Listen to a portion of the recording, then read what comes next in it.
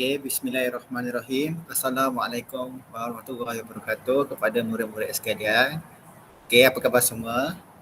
Okay, harap-harap semua sihat selalu.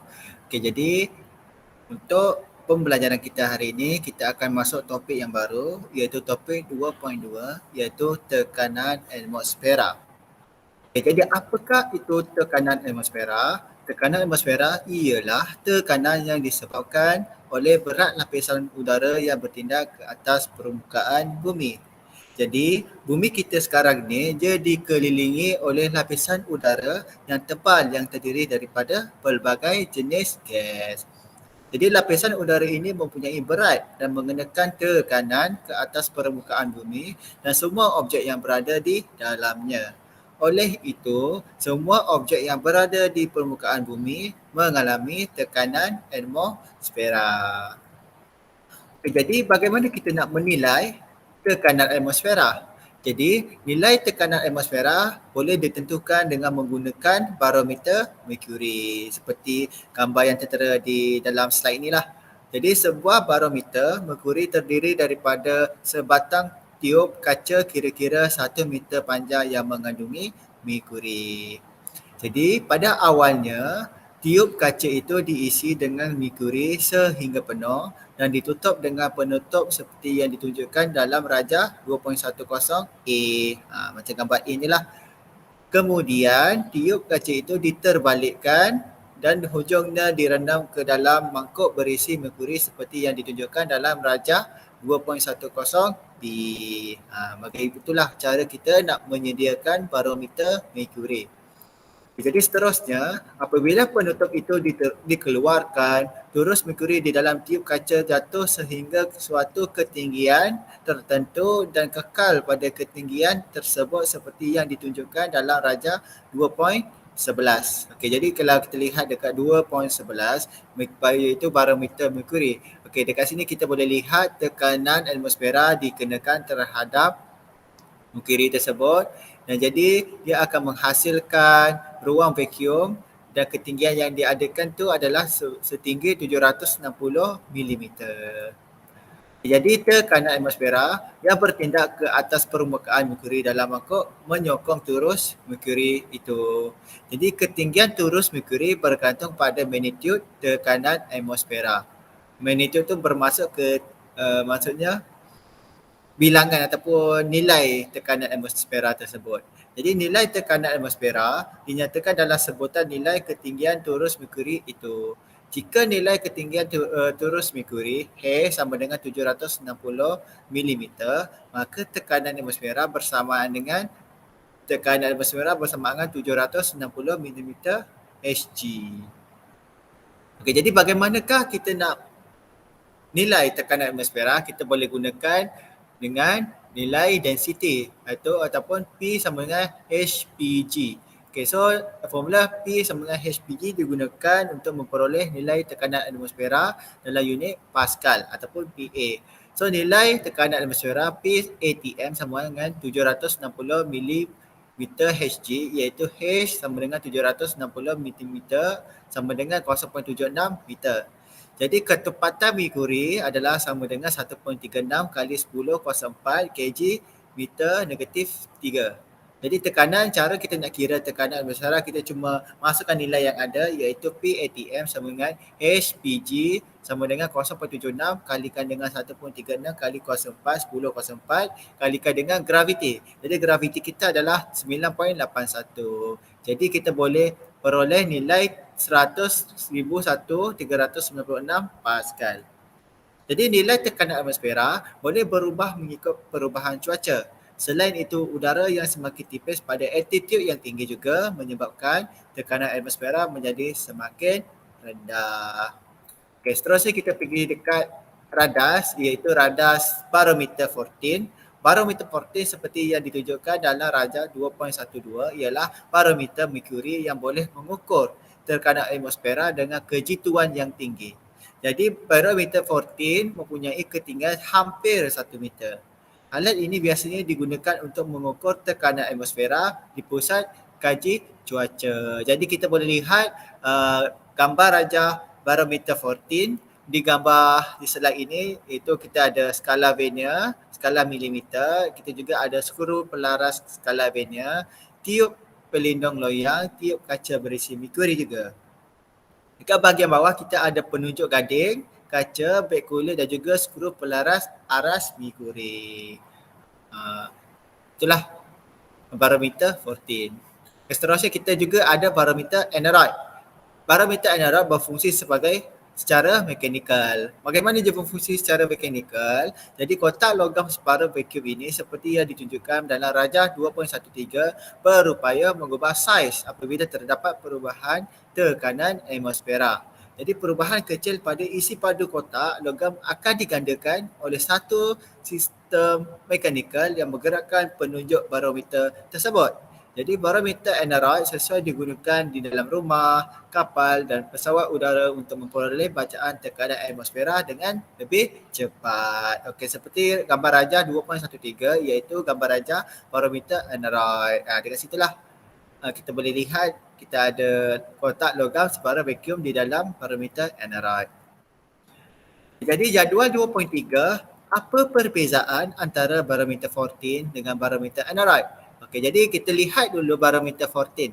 Okey, jadi nilai tekanan atmosfera ditentukan oleh perubahan ketinggian turus merkuri. Manakala barometer aneroid, nilai tekanan atmosfera ditentukan oleh perubahan isi padu kotak logam separa vacuum. Okey, untuk saiz pula, saiz barometer 14 saiznya sangat besar dan sukar untuk dibawa ke mana-mana kerana berukuran 1 meter. Manakala barometer aneroid adalah saiz yang kecil dan mudah alih, boleh bawa ke mana-mana sahaja. Seterusnya barometer 14 mengambil masa yang lebih lama untuk memberi bacaan tekanan atmosfer, manakala barometer aneroid memberikan bacaan tekanan atmosfera secara langsung. Maksud pada ketika itu jugalah kita dapat nilai bacaan tekanan atmosfera. Okay, jadi kejituannya lebih tinggi sehingga 0 plus 1 plus minus 0.1 mmHg. Manakala barometer aneroid adalah kejituan lebih rendah iaitu sehingga plus minus 1 mmHg.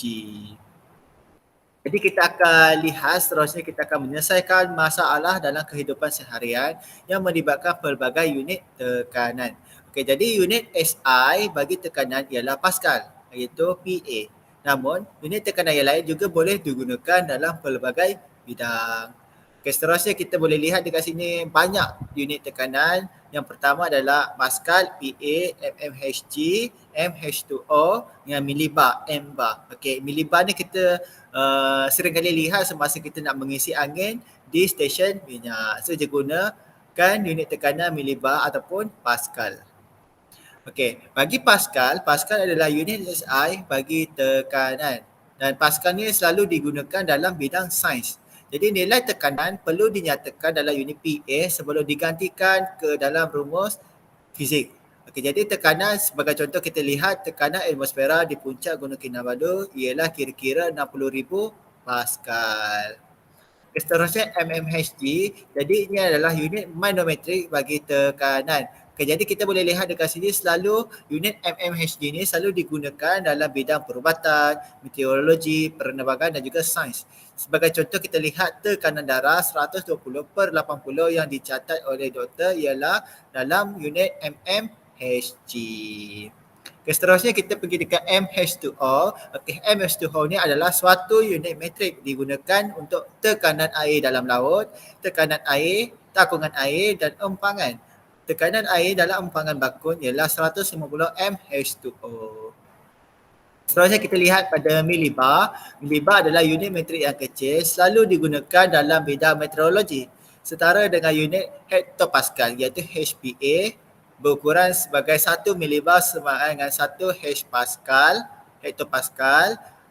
Tekanan atmosfera ialah 1113 milibar. Okey.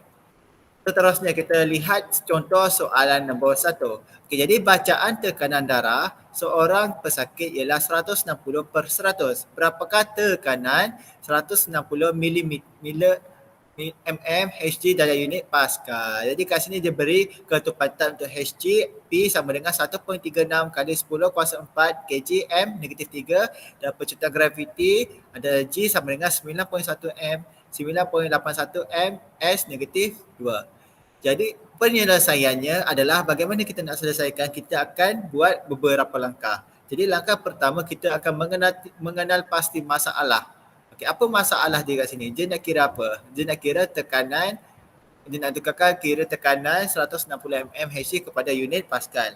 Yang kedua kita kena kenal pasti maklumat yang diberikan.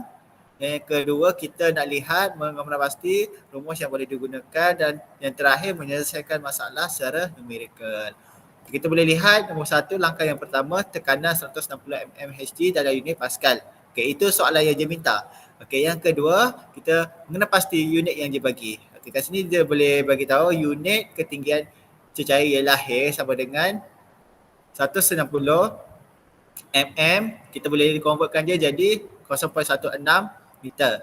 Jadi pencipta graviti dia dah bagi iaitu 9.81, manakala ketepatan dia dah bagi 1.36 kali 10 kuasa 4 kg mm negatif 3.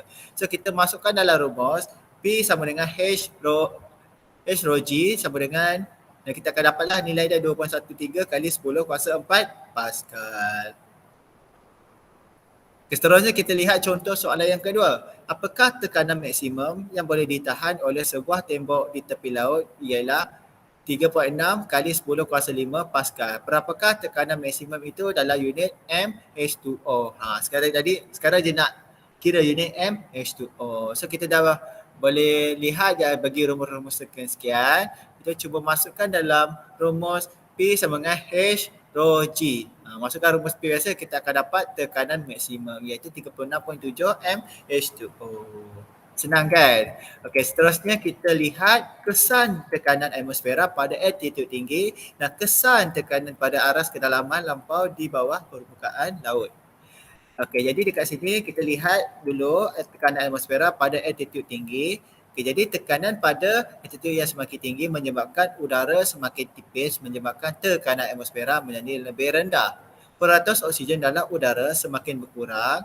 Jadi kesan ke atas manusia dalam keadaan altitude tinggi, kita punya kadar pernafasan semakin meningkat kerana penyerapan oksigen dalam paru-paru berkurang. Jadi seterusnya kadar metabolisme akan meningkat dan menyebabkan hilang selera makanan, selera makan, dehidrasi dan fikiran menjadi tidak jelas. Dan seperti pendaki di gunung, dia mestilah membuat persediaan dan latihan fizikal sebelum mendaki. Yang kedua, menyediakan peralatan seperti jam tangan pintar yang boleh mengukur ketinggian altitude, tekanan darah dan suhu badan. Seterusnya, mendaki dengan perlahan supaya badan dapat menyesuaikan diri dengan perubahan tekanan. Seterusnya, minum air walaupun tidak dahaga bagi mengelakkan dehidrasi. Seterusnya, kita pergi ke aplikasi yang kita selalu guna iaitu kapal terbang. Kapal terbang dia meninggikan tekanan kabin kapal terbang sehingga hampir sama dengan tekanan pada aras laut supaya dia boleh mengitar semula udara di dalam kabin supaya segar dan mengandungi aras oksigen yang mencukupi. Jadi seterusnya dia akan selalulah mengingatkan penumpang minum air yang mencukupi untuk mengelakkan dehidrasi semasa penerbangan jarak jauh. Seterusnya kita akan lihat tekanan pada aras kedalaman lampau di bawah permukaan laut. Jadi bila kita di aras kedalaman yang semakin lampau di bawah permukaan laut, tekanan air bertambah dengan kedalaman air. Jadi penambahan kedalaman sebanyak 10 meter menyebabkan peningkatan tekanan air sebanyak 1 atmosfera. Jadi tekanan yang dialami oleh tekanan air dan tekanan atmosfera. Jadi tekanan yang kita alami itu ialah tekanan air dan tekanan atmosfera. Kesan ke atas manusia apabila berada dalam keadaan aras kedalaman lampau. Jadi tisu badan menyerap gas nitrogen yang berlebihan. Gas nitrogen berlarut ke dalam darah. Fikiran menjadi tidak jelas. Pembentukan gelembung nitrogen dalam tisu atau salur darah jika tekanan dikurangkan dengan terlalu cepat. Seterusnya penyelam kenalah membuat latihan fizikal untuk menyesuaikan badan kepada persekitaran tekanan tinggi sebelum menyelam. Jadi dia mestilah memakai suit penyelam untuk melambatkan kehilangan haba dari badan. Seterusnya naik semula dalam dengan perlahan ke permukaan laut supaya gelembung nitrogen tidak terbentuk di dalam tisu dan saluran darah. Seterusnya kapal selam. Jadi badan kapal selam diperbuat daripada keluli atau titanium dengan kerata rantas membulat untuk menahan tekanan sekeliling yang tinggi. Tekanan kabin kapal selam dikawal sehingga hampir sama dengan tekanan di aras laut untuk keselesaan anak kapal. Tangki oksigen atau alat penjana oksigen melalui proses elektrolisis disediakan supaya bekalan oksigen adalah mencukupi. Seorang penyelam juga boleh menyelam sehingga kedalaman 30 meter untuk mencari tiram. Mutiara akan mengalami tekanan setinggi 4 kali ganda tekanan atmosfera biasa. Kapal selam yang bergerak ke arah kedalaman 240 meter mengalami tekanan yang sangat tinggi, iaitu 25 kali ganda tekanan di permukaan laut. Jadi penyelam profesional boleh berkhidmat sebagai tentera laut, bekerja sebagai penyelam komersial atau jurulatih rekreasi di laut. Selain pengetahuan teori dan kemahiran, penyelam profesional perlu menjalani latihan intensif untuk menyesuaikan diri dalam persekitaran tekanan melampau. Okay, jadi sampai situlah kita punya topik tekanan atmosfera. Jadi kalau ada soalan apa-apa boleh komen di ruangan komen di bawah. Okey. Okey, kita jumpa lagi pada masa akan datang. Okey, bye-bye. Assalamualaikum.